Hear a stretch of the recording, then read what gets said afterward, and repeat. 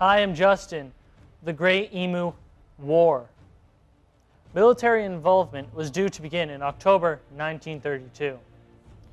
The war was conducted under the command of Major Gwenard Prues Wynne Aubrey Meredith of Royal Australians Artillery, 7th Heavy Artillery, with Meredith commanding soldiers Sergeant S.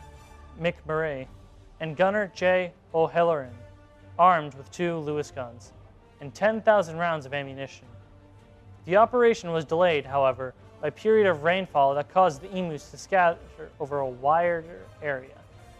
The rain ceased by 2nd of November 1932, whereupon the troops were deployed with orders to assist the farmers and, according to a newspaper account, collect 100 emu skins so that their feathers could be used to make hats for light horsemen. First attempt. On the 2nd of November, the men traveled to Campion, where 50 emus were sighted. As the birds were out of range of the guns, the local settlers attempted to herd the emus into an ambush, but the birds split into small groups and ran so they were difficult to target.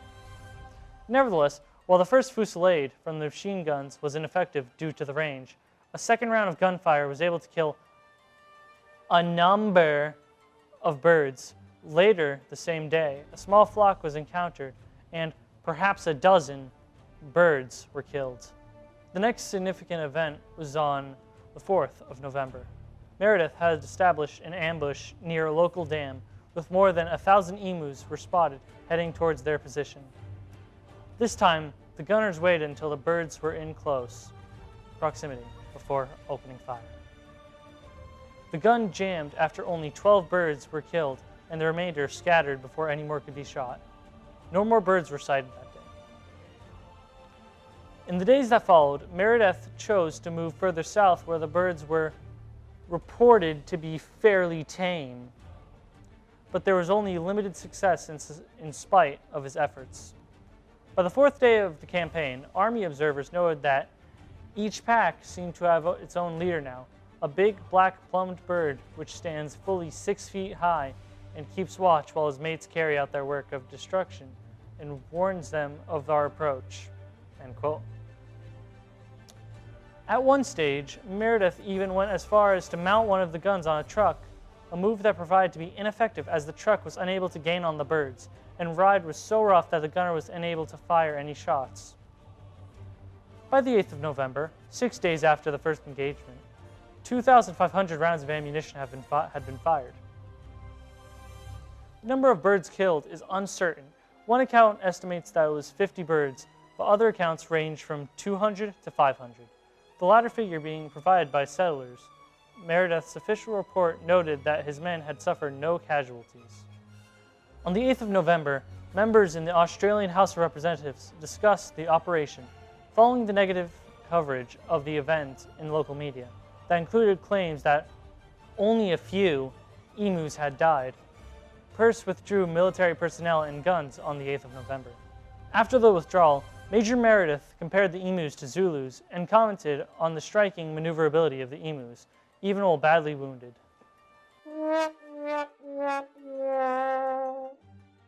Second attempt. After the withdrawal of the military, the emu attacks on crops continued. Farmers again asked for support, citing the hot weather and drought that brought emus invading farms in the thousands. James Mitchell, the Premier of Western Australia, lent his strong support to the renewal of the military assistance. At the same time, a report of the base commander was issued that indicated 300 emus had been killed in the initial operation. Acting on request in the base commander's report by 12th of November, the Minister of Defense approved a resumption of military efforts.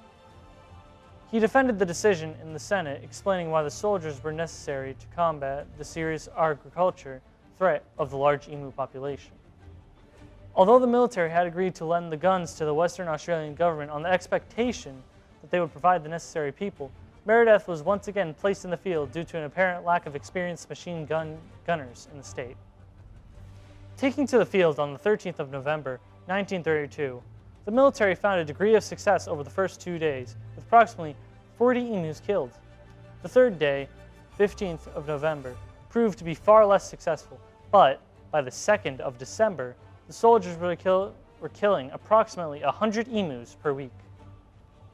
Meredith was recalled on the 10th of December, and in his report, he claimed that 986 were killed and that 9,860 rounds were used, at a rate of exactly 10 rounds per confirmed kill.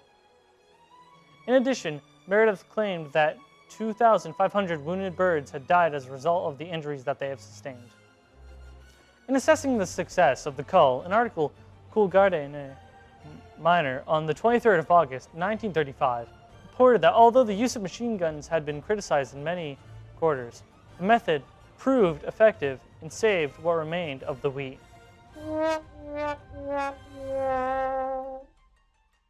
Aftermath. Despite the problems encountered with the cull, the farmers of the region once again requested military assistance in 1934, 1943, and 1948, only to be turned down by the government. Instead, the bounty system that had been instigated in 1923 was continued, and this proved to be effective, as 57,034 bounties were claimed over a 6-month period in 1934. By December 1932, the word of the Emu War spread, reaching the United Kingdom. Some conservationists there protest the cull as extermination of the rare emu.